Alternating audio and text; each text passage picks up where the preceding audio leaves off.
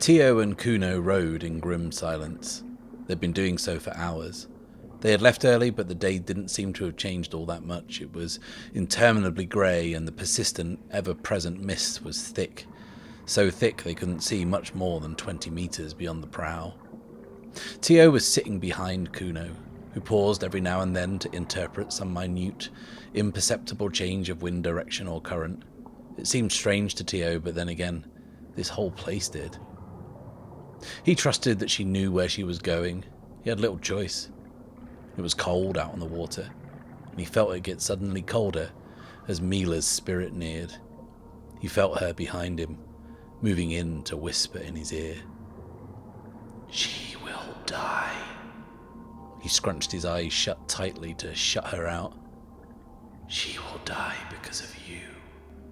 Agitated, Tio began to row faster, his oar splashing into the water, disrupting the silence. Kuno turns to him, her finger to her lips, demanding he stop.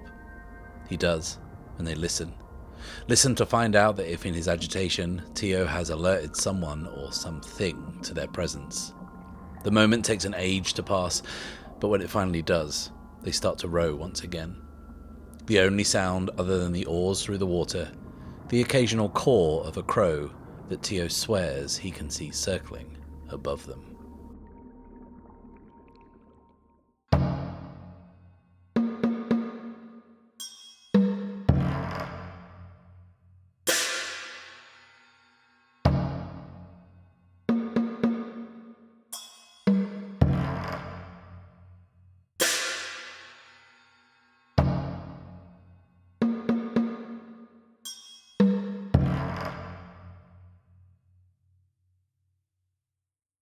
Hello and welcome to the Bad Spot, where I, Matt Risby, and I alone am playing through Ironsworn. And this is the third part of this mini-campaign where I revisit the very first game I ever played nearly 4 years ago to see if a bit of experience might see it shake out a little differently. Before we crack on and find out what Tio is up to, please like this video, subscribe if you have not done so already, and click the little bell icon to be notified when the next video drops. These things are really important for supporting the channel and supporting what I do, and if you really want to support the channel, then why not check out the Bad Spot Patreon. There you'll get early access to all episodes, exclusive behind the scenes content, and your name on screen, like these lovely people.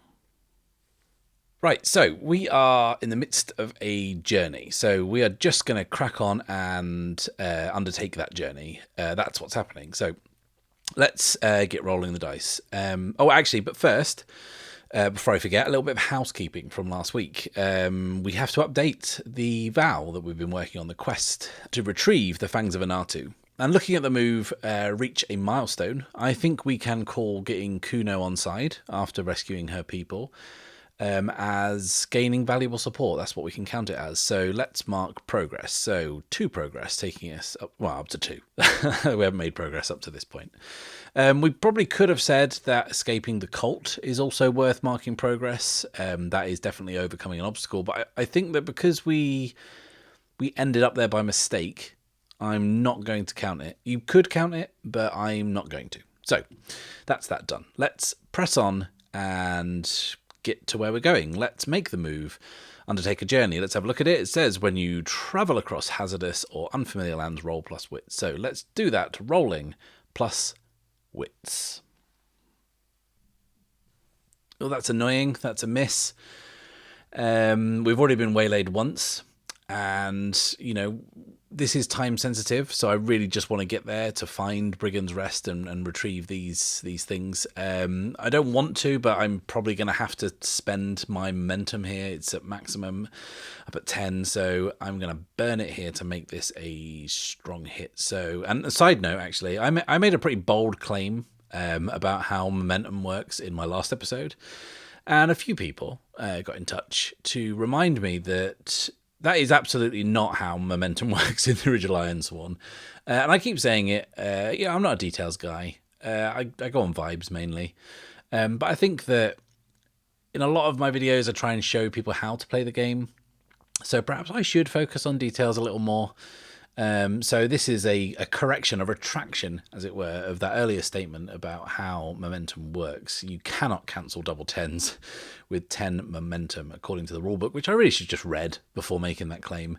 I just decided to dive in feet first, and I shouldn't have done that. So my apologies if you have suddenly thought that momentum in the original Ironsworn is like super powerful. It's just every bit as powerful as in Starforge, just in a different way. So, okay, so we burn our momentum and we are resetting down to 2, and that burn gives us a strong hit. And on the move, it says, on a strong hit, you reach a waypoint. If the waypoint is unknown to you, envision it and ask the Oracle if you're unsure. Then we get to choose one. We can either mark progress, or we can mark progress and take the momentum but suffer 1 supply. And I think we'll just take the progress, because I think our supply is pretty low. And we've got to get back, remember. So we'll just kind of pop ourselves up to 6 out of 10 there. That's good. And I think maybe one more leg of this journey, and I reckon we're probably good. And we'll still have the time to get back. The clock is very much ticking. Like I said, we had 3 days to do this before the Leviathan returns to Mournstone. And this is the second day. Tio had a very busy first day, having a kind of an adventure with a kind of like a fishy cult, and rescuing Kuno and her people, which was enough of a distraction, enough of a kind of a speed bump for us to have to now really push on. So we reach a waypoint. What should we find? What should we envision? Let's ask the Oracle. 48 is gather. Okay. And 63 is resource. So gather resource. Is there a resource that we could find that might help us? Speedboat or hovercraft, perchance. Even, a light aircraft. That would definitely help us. I mean, Tio doesn't need anything, I don't think.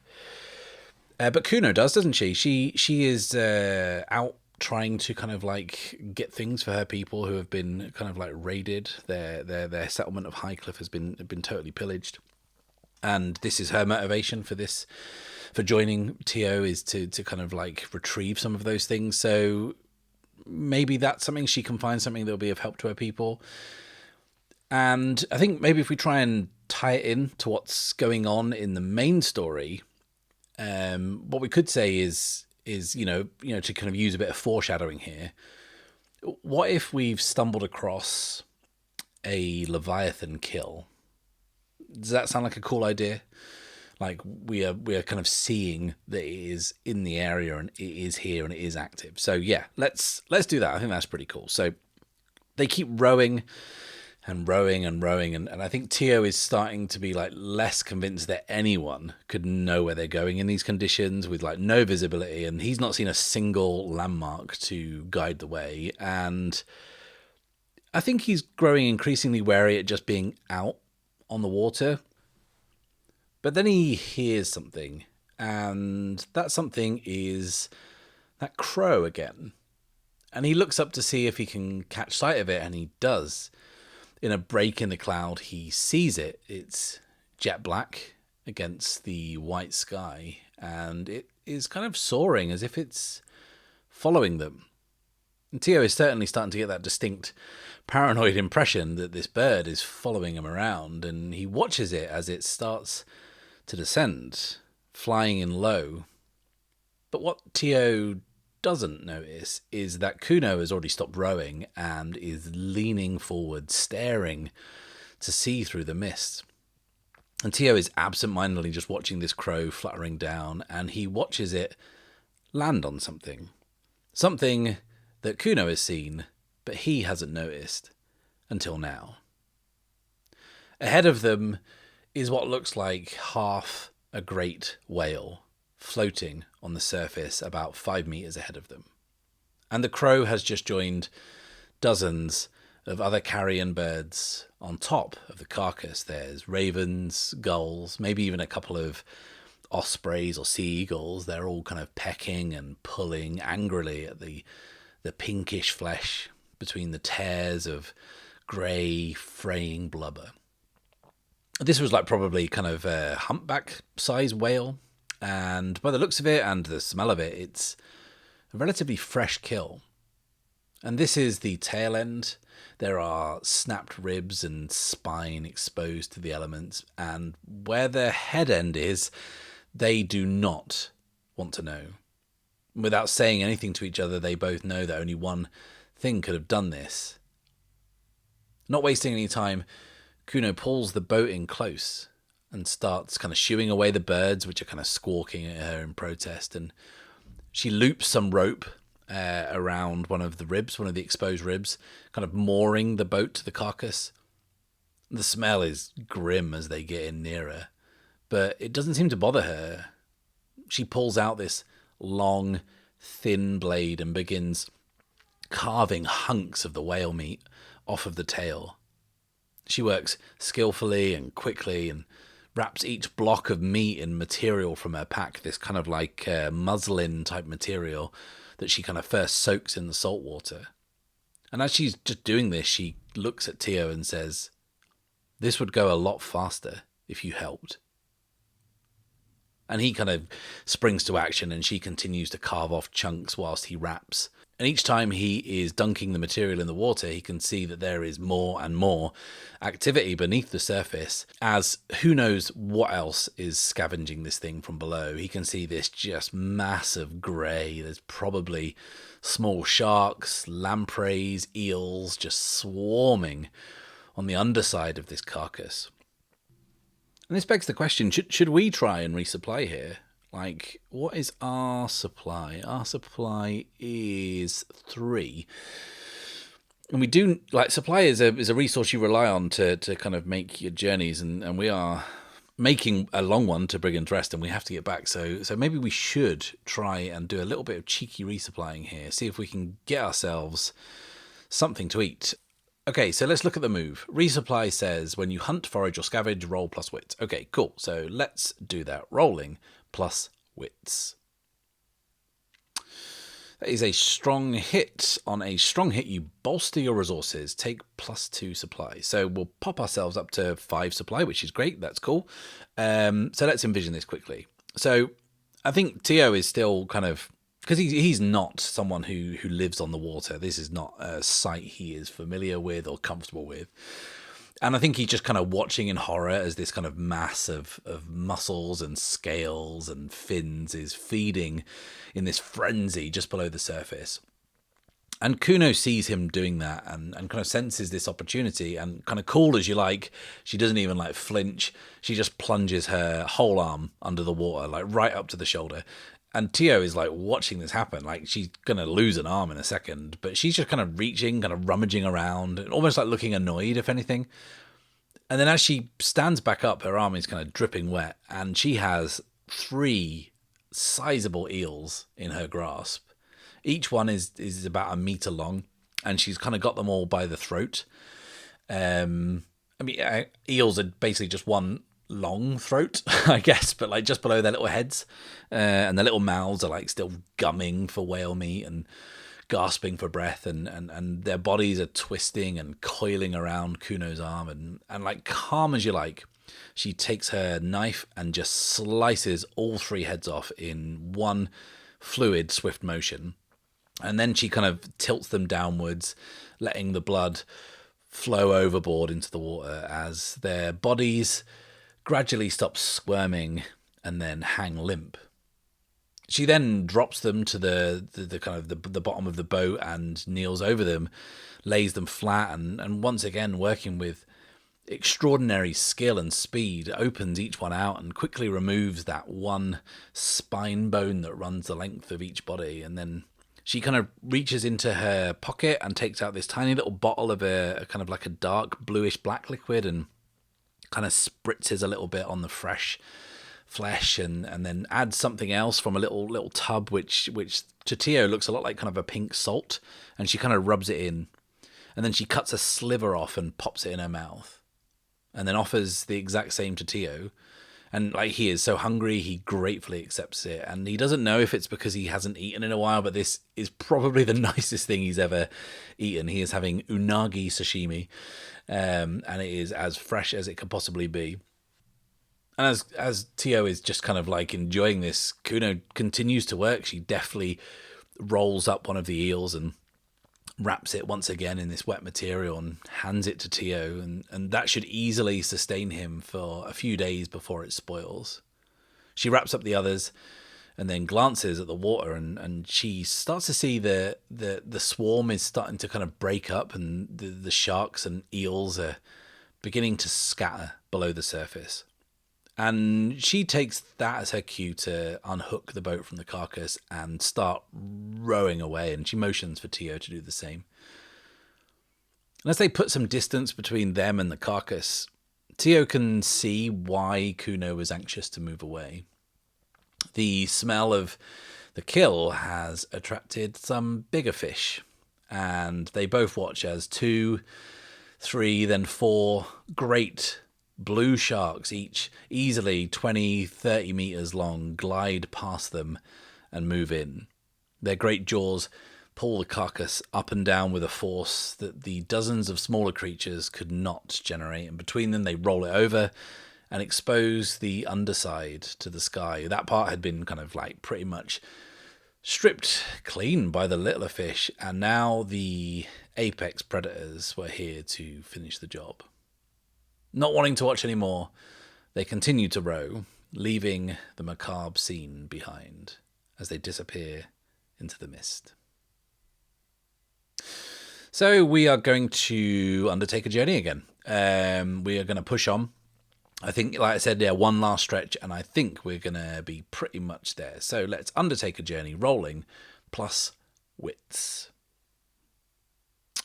A weak hit this time, and a weak hit says, on a weak hit you reach a waypoint and mark progress but suffer -1 supply. It's lucky we did resupply. This is exactly the kind of thing that can happen. So down to 4 supply, but we do get to mark progress, and that takes us up to 9.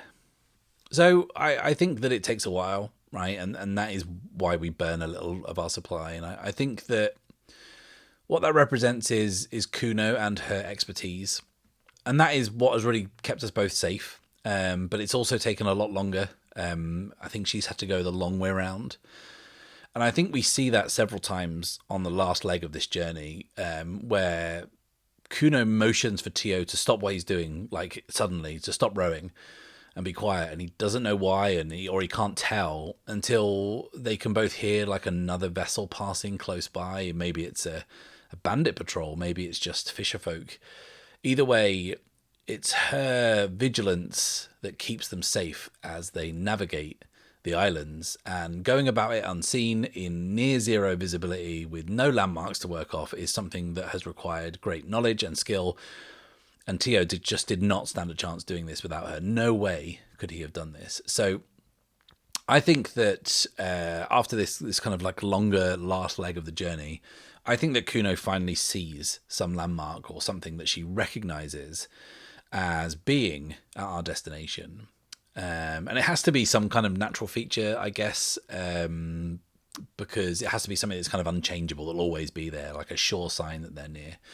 So I think it's going to be like a rock formation, maybe like possibly a series of tallish pillars they have to weave through, maybe, or maybe like a huge rock archway. Yeah, I think I prefer that, like a big rock arch. And yeah, so let's envision that. The day has gotten like a bit darker as kind of early evening starts to draw in. This has taken a long time to get there. The mist has shifted, I think, but it's only been replaced by the onset of dusk. And through that dusky gloom, Tio notices something up ahead, something different from the endless mist and water that he's been seeing for the last pretty much whole day. And it's a huge, huge stone archway, and it appears slowly as they near. And it's probably like 15 or 20 meters high and made of dark slate grey stone. And this could be any old stone archway. It's an unusual feature, but they're certainly not unique. But this one tells a different story and tells them that they are at their location, because this feature shows the marks of human cruelty. There are sets of chains that are running around the rock, and as the boat passes underneath, Tio can see several sets of human remains in various states of decomposition lashed to the rock. And most of them have been picked clean by the birds that are still pulling at the scraps and squawking noisily as they row quietly by. Kuno gestures up ahead because there's finally land.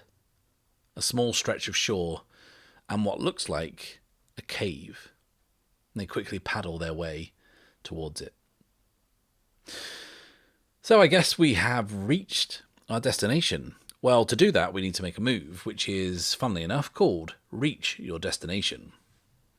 The move says, when your journey comes to an end, roll the challenge dice and compare your progress. Momentum is ignored on this roll. Now, we are at 9 progress, so we are in a pretty decent state to make this move. So let's roll against a progress of 9. Another strong hit, that's excellent. It says, on a strong hit, the situation at your destination favours you and choose one. It says, make another move now, not a progress move, and add +1. Or take +1 momentum. Well, it's good news that we have reached our destination safely and that the situation favours us. But we will definitely be taking that momentum because we are currently running on fumes. So that bump to our momentum takes us up to 3. And also we can reach a milestone by completing this journey to mark progress on our overall vow. So that is now up to 4 out of 10. So let's envision what we find. So I think we've pulled into the area and we've done so safely and undetected. And I think that because we've been able to do this, I think that this shows that the bandits are occupying like a whole area, a set of several islands, not just the one where we'll find Brigand's Rest. And the move said the situation at our destination favours us. So I think we have perhaps landed on an island that's maybe a little way away from the action, like away from the main island where Brigand's Rest and the bandits actually are. And I think this little island has this cave. And Kuno has kind of brought the boat ashore and they've stepped onto the kind of like the pale sand. And I think that there's stuff everywhere. Like the bandits have clearly been doing very well for themselves, making out like literal bandits. And so much so that their spoils and the stuff they've taken and stolen have just been piled up here and left. And maybe I think this shows that it's not really about needing this stuff for these guys. It's the act of taking, of like exerting control and power maybe.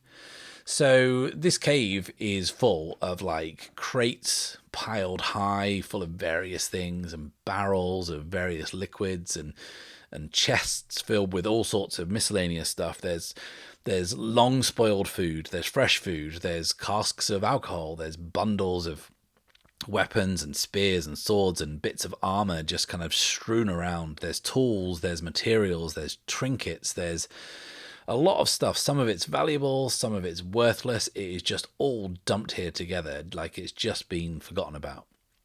And this is pretty much exactly what Kuno has come for. And she is already filling the boat with stuff. She's kind of sorting quickly and kind of sifting through what might be useful, kind of throwing things aside, collecting together good stuff, kind of filling helmets full of bits and pieces that they might need, wrapping up bundles of food that hasn't perished, and just kind of loading it all up. This is her priority, and Tio is watching her pick through this expertly, kind of seeing her fill the boat up, and he can see that she is filling the boat past the point of where it'll be kind of like saleable as a 2-person vessel. And she sees him watching her and says, "Follow the shoreline, then work your way up the ridge. From there, you will find what you seek." Tio says, with a kind of a sense of inevitability, "You're leaving?" Kuno says, "I have what I came for." But I think he's got to try and convince her here. He's got to try and get her to stay because he is going to need help. Like, just getting here was something like he just could not have done. And retrieving the fangs of Anatu, or the tines of the fangs of Anatu is going to be like incredibly difficult, and he is going to need her. So I think, like, looking at the boat, I think he'll probably try and apply some logic to the situation. And he says to her, with two, we can row faster. You know it. Help me, and I'll help you. Please. And I think this is going to be a move. And that move is going to be compel, which says, when you attempt to persuade someone to do something, envision your approach and roll. And it gives us a bunch of options. And it says, if you are going to charm, pacify, barter, or convince, we're definitely convincing. So we are going to roll plus heart, and we can add 1 if we share a bond. I think last episode we established we did. Even if we didn't, I'm going to say we did. So we can take the +1 and try and compel Kuno rolling plus heart. That's a miss. Even with the bond, this roll just does not cut it. On a miss, it says, they refuse or make a demand which costs you greatly. Pay the price. Okay, I don't think she wishes him any ill will. But she looks at him kind of solemnly, and he can just see in her face that she is set on leaving, and there's nothing he can do or say to change her mind. She is single-minded in her purpose, and when it comes to her priority is her people, like not following Tio into certain death. She shakes her head slowly and says, we will find only death here. Farewell. And then she pushes the boat back into the water with like more difficulty because it's like kind of laden down now. And she gets in, and with both oars, she starts to row, and she does not look back as Tio watches her disappear into the dark. And I think in terms of paying the price, it's obvious to kind of take a hit to our spirit, because that was fucking cold. That was really crushing. Our guide and our kind of like ride out of here have abandoned us essentially, and we have no real idea of what we're facing up ahead. So let's bump our spirit down to 3. Oh, and that reminds me, I'm actually going to remember this time to make the move Endure Stress. In Ironsworn, this is a move you have to make. In Starforged, it's optional. So it says, Endure Stress says, when you face mental shock or despair, suffer spirit equal to your foe's rank or as appropriate to the situation. We took the 1 there. Then roll plus spirit or heart, whichever is higher. Now, our spirit is 3, but it's definitely higher than our heart. So let's endure stress, rolling plus spirit. And strong hit, that's nice. On a strong hit, it says choose 1. We can either shake it off, and we can trade 1 momentum for 1 spirit, or we can embrace the darkness and take +1 momentum. Well, I will definitely embrace that sweet, sweet darkness and cash that in for momentum, because, yeah, I think we're going to need it. We burnt it on our first roll, so we need to build that back up again. So that takes us back up to 4. So Tio watches her, and he can't see her anymore. No matter how hard he strains to see in the dark, he is totally alone. If he is going to do this, it's on his own. Oh, he has the ghost. Let's not forget the ghost. But the ghost hates him, and he can't trust her. So, yeah, maybe that's not something that's going to give him any shred of comfort. What we have to do now is try and locate what we're looking for. We are here to retrieve the emerald green elven glass tines that will complete the Fangs of Anatu, the ancient trident of which we carry the haft on our back.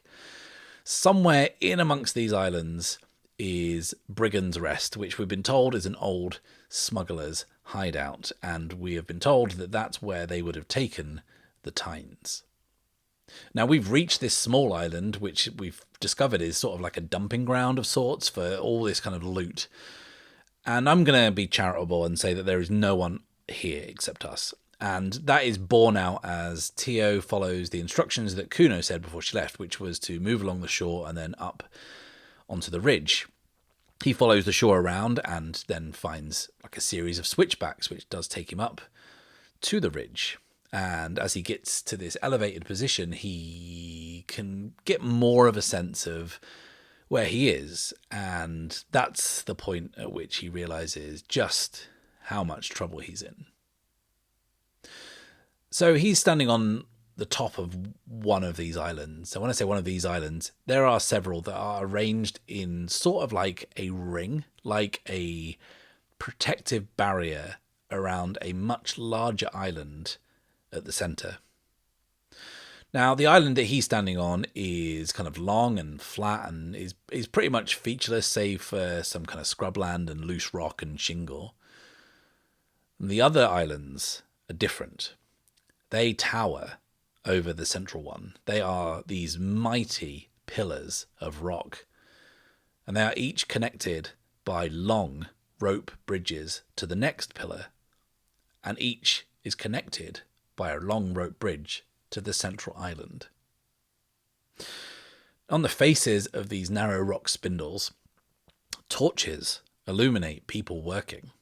They are quarrying stone from elevated platforms held in place by elaborate scaffolding or a series of pulleys and winches. And down in the water, there are more torches that illuminate more people in boats going to and fro, loading and unloading onto one of the many docks that protrude from the central island. That island itself is large and round, and there are sheer cliffs accounting for the bottom third that takes it down to meet the water. From the docks, there are stone steps carved into the sides that lead up to a broad plateau, upon which sits a mighty yet crumbling fortress. There are 2 towers remaining of what looked like was probably 4 at some point in the history. And some of the defensive walls that protect this fortress have collapsed, but a perimeter wall with its crenellations is still mostly intact, and Tio watches as he sees dozens of torches patrolling the walls.